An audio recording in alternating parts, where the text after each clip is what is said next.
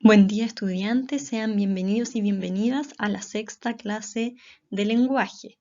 Esta es la segunda clase de la segunda unidad, que se llama Ciudadanía y Trabajo y que se centra principalmente en los medios de comunicación.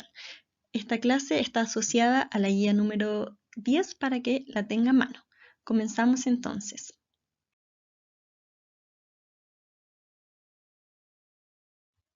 El objetivo de la clase de hoy es determinar el propósito comunicativo de un reportaje a través del análisis de la información explícita, implícita y los recursos que se emplean para evaluar críticamente los mensajes que transmiten los medios de comunicación.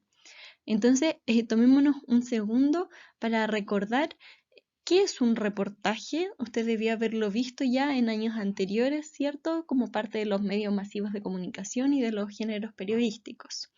¿Qué recuerda al respecto? Le pone pausa al video y cuando ya tenga una respuesta podemos continuar.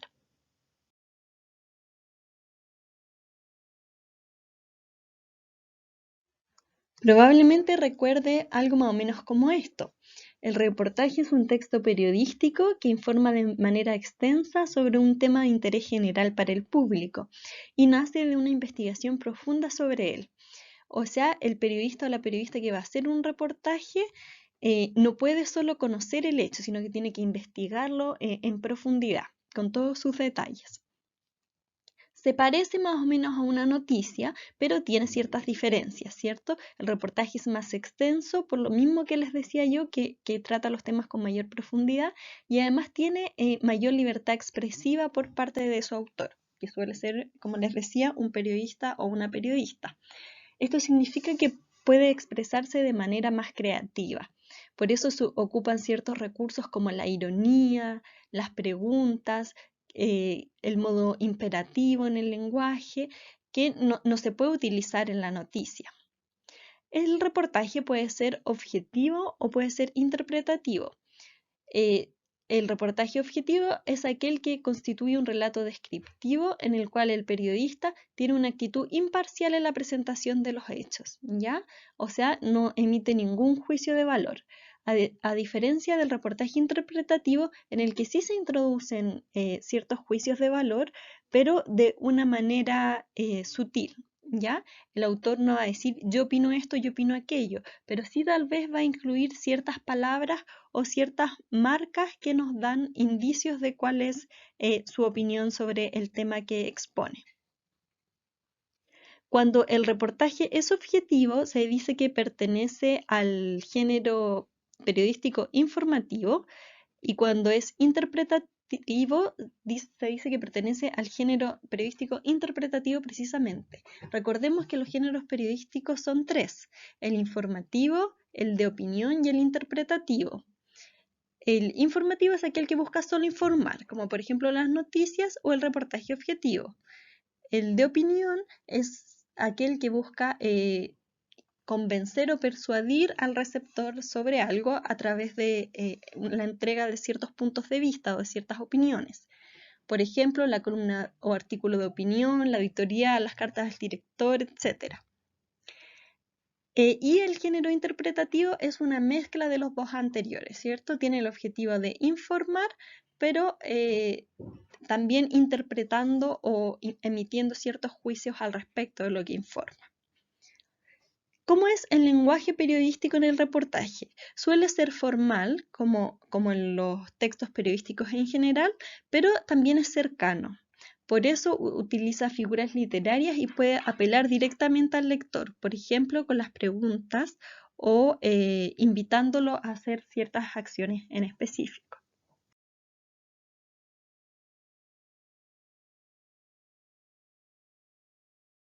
Ahora bien, ¿cómo es la estructura del reportaje? Se compone del titular, de un párrafo inicial, del cuerpo del reportaje y de un párrafo final. El titular debe ser llamativo, ¿cierto?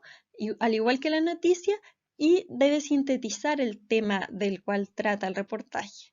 El párrafo inicial es aquel que genera un interés del lector, ¿cierto? Por eso debe ser llamativo también y presenta el tema. El cuerpo tiene que ver con el desarrollo del tema, y aquí se incluyen citas, testimonios de entrevistados, porque en general el reportaje, aparte de la investigación, incluye entrevistas a expertos o a involucrados en el tema. Y finalmente un párrafo final en el que el autor realiza una afirmación o una reflexión en torno al tema. Además de esto, en los reportajes suelen incluirse recursos gráficos. Los reportajes pueden ser escritos, ¿cierto? Los podemos encontrar en un diario, por ejemplo, o en la página de algún medio de comunicación, como de un canal, de un noticiario, etc. O también pueden ser grabados como videos, ¿cierto? Así como yo estoy grabando esta clase, a veces incluso en los noticiarios aparecen reportajes entre medio. Y independiente de cómo sea, presenta recursos gráficos. Por ejemplo, si es escrito el reportaje, presenta cuadros con información complementaria, aparte de los párrafos con la información escrita, tablas, gráficos, fotografías, ilustraciones, etcétera, etcétera. Y generalmente, además, el reportaje incluye la firma del autor. No es anónimo. Entonces, a continuación vamos a ver un reportaje del canal 13 de Tele 13 que se titula La segunda línea de combate al COVID-19, el trabajo del personal médico voluntario. Aquí en pantalla aparece cómo aparece en la página web. Si es que hubiera algún problema con el video acá, usted puede buscarlo con este título en la página de 13.cl o bien en YouTube en el canal de Tele 13. El texto que aparece abajo, por si se ve muy chiquitito, es la descripción de este reportaje que le va a servir a usted también para una de las preguntas de la guía. Y dice así: miles de funcionarios de la salud se han contagiado en nuestro país por su labor enfrentando la pandemia. Para reforzar a los que han debido apartarse de sus funciones, surgió el trabajo de cientos de voluntarios, estudiantes de medicina que gratis y silenciosamente se han puesto a disposición de hospitales y centros de atención médica. En el siguiente reportaje conoceremos la labor de la llamada segunda línea de combate contra el COVID-19.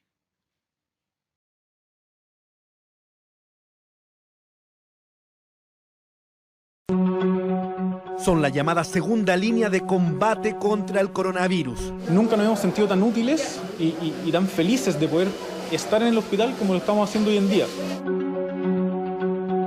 Estudiantes voluntarios que ayudan a médicos en la atención directa de pacientes. El agotamiento laboral, el agotamiento emocional es importante y por lo mismo siento que cualquier tipo de iniciativa para apoyar a la primera línea es súper bien recibida. Profesionales de la salud que han reconvertido sus labores habituales para reforzar el trabajo médico durante la emergencia. Yo te diría que uno le tiene respeto a este virus. Ellos son una especie de reservistas sanitarios en tiempos de miles de contagios diarios. Sabemos que esta pandemia no va a durar un par de días más ni algunas semanas más, sino que nos va a seguir acompañando por un buen tiempo.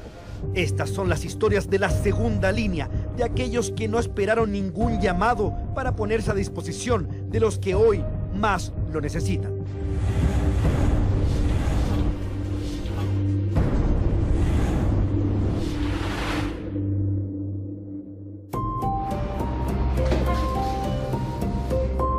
No es lunes en el Hospital Clínico de la Universidad Católica en Marcoleta, pero todos los días son como si lo fuera. Y así es desde marzo. Así, desde que una pandemia maldita cambió todo a lo que estaban acostumbrados en su trabajo médico diario. La sobrecarga de trabajo de los funcionarios de la salud, junto con los contagios y cuarentenas, ha mermado al personal médico En este escenario aparecieron iniciativas de voluntariado, ayudantes que gratis se han ofrecido para darle una mano a los que se han llevado el mayor peso en el combate contra el COVID-19. Cuando partió la cosa, nosotros nos suspendieron el internado formal, que es nuestra práctica académica, y nos dijeron se solicitan internos en tales y tales servicios, tanto en el Hospital de la Católica, en el Sotero del Río, en el Hospital de la Florida, en los distintos CEFAMs a los que nosotros hacemos nuestras prácticas. Y claro, no dudamos en ningún minuto y nos inscribimos a la gran mayoría de nosotros desde el día 1. Desde ese día 1 han estado aportando desinteresadamente en distintas labores, como manejar fichas médicas, realizar traslados, entre otras labores. Yo personalmente nunca me ha tocado hacer la primera línea, siempre he sido como un apoyo y en ese sentido como refuerzo de los verdaderos primeras líneas, que son los médicos que están planchados de siempre en la UCI, que son los especialistas en UCI. A nosotros nos ha tocado toda la parte al principio que uno podría decir más engorrosa, papeleo y cosas así, pero de cierta forma lo que hace es agilizar el trabajo de los médicos especialistas en los servicios. Renato está en su último año de medicina y esta crisis sanitaria ha sido por lejos lo que más le ha marcado en su carrera. Yo soy de Viña del Mar y hace por lo menos 3-4 meses que no voy a mi casa a ver a mis papás. Estoy viviendo acá en Santiago, solo, que al principio, bueno, era, como dije, bastante con miedo, con harta incertidumbre, pero ahora tranquilo, que es la mejor decisión para mí y para los pacientes. Mis papás también están con la misma idea.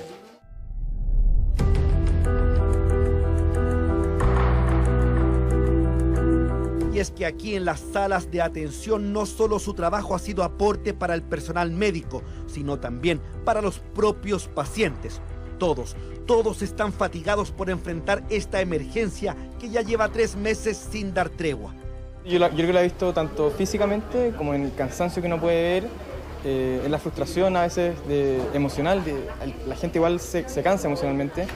Y es fuerte ver pacientes solos, porque está en una enfermedad bastante solitaria. Es fuerte ver pacientes que uno igual se encariña de cierta forma, evolucionando con esta enfermedad que es súper incierta y que no están con sus familiares tampoco como para hacerles compañía. Como Renato, son 100 los estudiantes de medicina de la Universidad Católica que están durante este mes de junio trabajando como voluntarios. En total hay 790 inscritos y se van incorporando según la necesidad de los centros de salud. Así le ocurrió a Sebastián cuando recibió el llamado para integrar la segunda línea de combate contra el coronavirus. No somos héroes, no es como que nosotros y nos benevolentes y la cuestión y todo. Simplemente es como que estamos haciendo la pega que queremos hacer, estamos haciendo la pega que estudiamos para hacer, y es algo que nos tiene que llenar por nosotros mismos. A nosotros nos gusta estar acá. Su fiebre ha estado estable como desde el punto de vista respiratorio, pero... Estos futuros médicos han servido de apoyo a las familias, entregándoles orientación e información sobre el estado de salud de sus parientes enfermos, pero en ocasiones también se han integrado a labores de atención. Que se me da la oportunidad de ayudar y de sentirme útil en un momento como el actual, es una cuestión que desde mi punto de vista en verdad no tiene precio. Es un honor sentir que estoy al lado de un profesor mío a la par. A la fecha, hay cerca de 4.600 funcionarios de la salud contagiados o en cuarentena por COVID-19. Eso en parte también motivó a un grupo de médicos a dejar sus especialidades para ponerse a disposición de lo que la emergencia obligue. Todos los médicos en este momento estamos viviendo ese desafío de enfrentarnos a una pandemia donde hay un porcentaje altísimo de población que está enfermando grave incluso, y es una patología donde ninguno de nosotros aprendimos cómo manejarla en lo que es el pregrado. El doctor Navaja es dermatólogo de especialidad. Dejó su consulta médica para reforzar la labor de sus colegas de cara a las emergencias respiratorias. Es un desafío para todos nosotros tener que entrar en un ámbito en el cual nosotros no trabajamos habitualmente, y en la parte personal, en realidad, muy reconfortante, porque yo creo que desde que partió esta pandemia todos nosotros hemos sentido ese llamado a reafirmar nuestro compromiso con la salud. La doctora Cisternas es quien coordina el trabajo de los voluntarios aquí. Ante la necesidad, en la unidad de cuidados intensivos del Hospital UC realizaron procesos de capacitación para los médicos de otras áreas de atención. En la medida que los equipos de salud empezaron a darse cuenta que no estaban dando abasto, hicieron un llamado y ese llamado obviamente fue respondido por aquellos que tienen la vocación y tienen las ganas y tienen las competencias para poder estar ayudando y se pusieron a disposición, tanto alumnos como internos como médicos.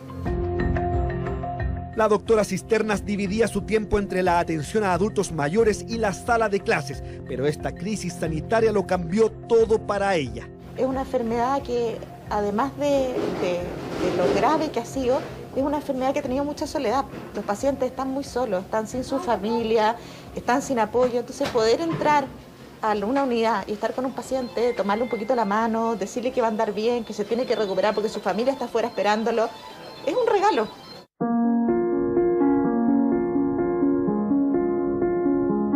Los médicos de especialidad aún no han llegado al extremo de tener que manipular ventiladores mecánicos, pero sí se han debido preparar para cualquier escenario. Hoy día no sabemos quién va a tomar cada rumbo y la incertidumbre del paciente cuando se da cuenta que no está bien desde el punto de vista respiratorio y hay que decirle que vamos a tener que apoyarlos con una medida de avance, tú ves el susto y uno no le puede decir, efectivamente uno le transmite esperanza, le transmite fe, vas a andar bien, vas a poder superarlo, pero no siempre sabemos.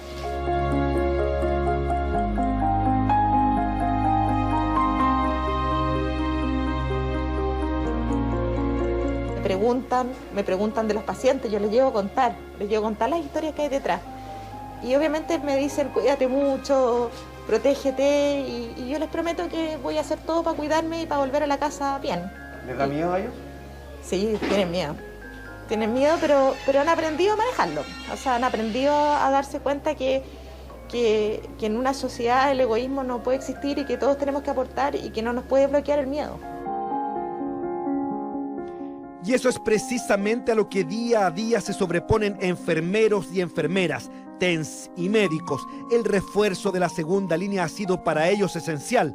Todas las manos cuentan y cada día más.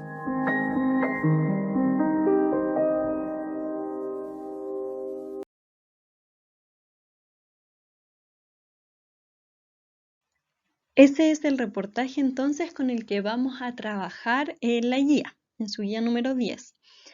Pero para eso tenemos que revisar algunos conceptos importantes que aparecen en la guía. El primero es el de los recursos lingüísticos y no lingüísticos. Los recursos lingüísticos constituyen una serie de estrategias que se utilizan al momento de usar la lengua, o sea, al momento de expresarnos, ya sea de manera escrita o de manera oral. Y corresponden a numeraciones, expresiones coloquiales, figuras literarias, palabras o expresiones en otros idiomas, el uso de adjetivos que entregan mayor expresividad o intensidad al mensaje. También se incluyen la modalidad de enunciación, por ejemplo, si hablamos en modo imperativo, dando alguna orden,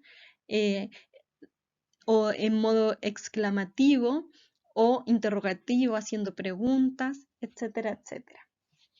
Y por su parte, los recursos no lingüísticos se encuentran en códigos que no tienen que ver con la parte verbal. Por ejemplo, en los códigos visuales, corporales o sonoros. Aquí encontramos el uso de imágenes que acompañan los textos y que hacen énfasis y ayudan a graficar el mensaje que se quiere entregar. En el caso del lenguaje escrito, ¿cierto? Cuando el lenguaje es oral, como en el texto que acabamos de ver, recordemos que los textos no son solo palabras escritas, ¿cierto? Sino que cualquier mensaje puede ser un texto. Entonces, en el reportaje que acabamos de ver, también podemos encontrar recursos no lingüísticos asociados con el uso de la música, con la postura corporal de los entrevistados, el uso, por ejemplo, de las imágenes en blanco y negro o sepia o la cámara lenta, los efectos de sonido, los planos que se utilizan, como los que veíamos en el caso del book trailer la clase pasada.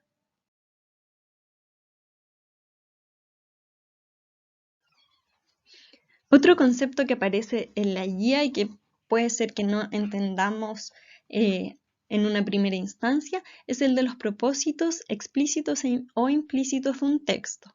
Un propósito es un objetivo, ¿cierto? Una finalidad.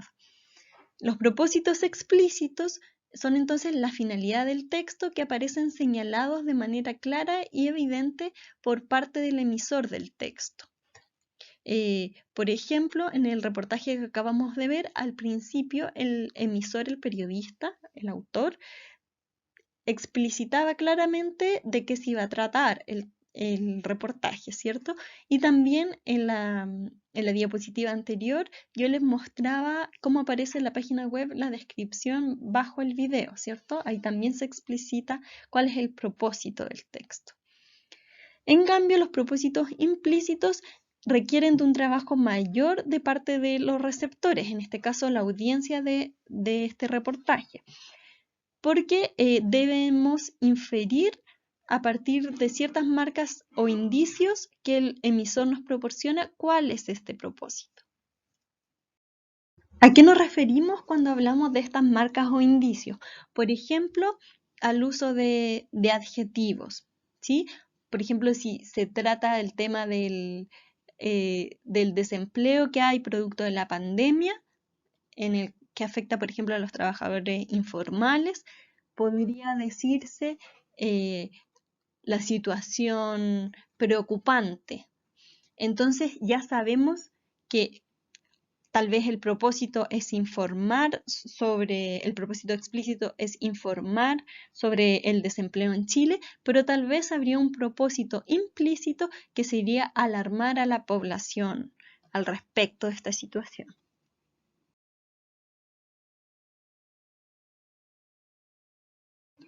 Entonces, habiendo hecho esas pequeñas aclaraciones conceptuales, podemos empezar a trabajar en la guía.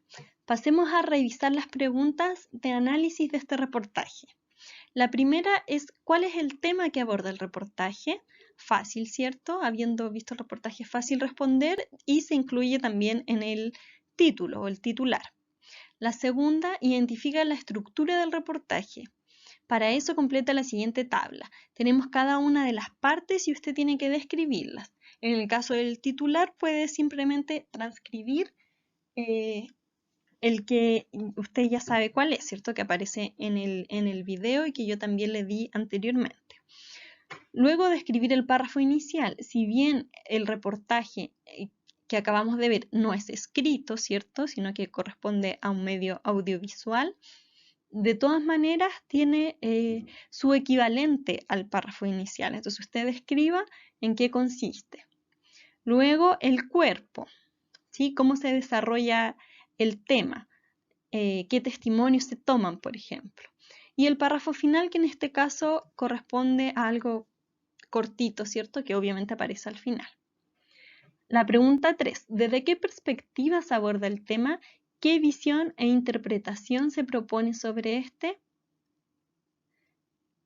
La interpretación es bastante sutil en este caso, ¿sí? Como yo les contaba al principio, hay reportajes que incluyen más opinión y otros que prácticamente no la tienen o derechamente no la tienen. En este caso es bien sutil, así que si es necesario que vea el reportaje varias veces, hágalo, ¿ya? No es tan largo. 4. ¿Qué elementos y o recursos empleados en el reportaje contribuyen a comunicar esa interpretación? O sea, ¿cómo nosotros podemos darnos cuenta de la interpretación? ¿Gracias a qué elementos, a qué marcas? O indicios, como decíamos. 5. ¿Se utilizan palabras, frases o expresiones que comuniquen un juicio de valor o una apreciación personal sobre el tema? ¿Cuáles serían esas? 6. ¿Qué recursos lingüísticos se emplean en el reportaje? ¿Con qué finalidad se utilizan? ¿Y qué efectos podrían generar en la audiencia, o sea, en nosotros o nosotras mismas y mismos al momento de ver el reportaje? La 7. Es la misma pregunta que en la anterior, pero esta vez con los recursos no lingüísticos.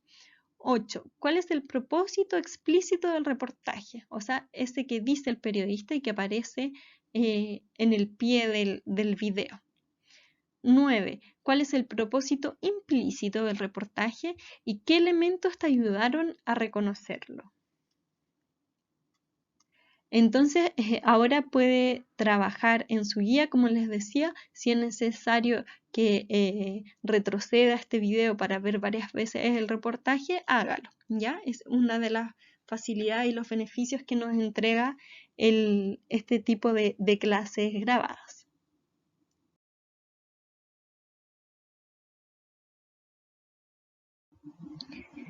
Y como actividad de cierre o actividad final, una pregunta de reflexión. ¿Es relevante analizar los mensajes de los medios de comunicación? ¿Por qué? Probablemente se le venga una respuesta rápidamente en la cabeza, pero antes de escribirla, le invito a reflexionar al respecto, ¿sí? A veces no es la respuesta más evidente, pero obviamente no hay respuestas buenas y respuestas malas, pero por algo se pide el por qué, ¿cierto? Que justifique su opinión. Entonces eso sería todo por hoy. Recuerde que si tiene cualquier duda puede hacerla llegar al correo apoyopedagógico.lmr@gmail.com y por favor siga cuidándose mucho junto a su familia. Espero que nos podamos encontrar muy pronto. Hasta luego.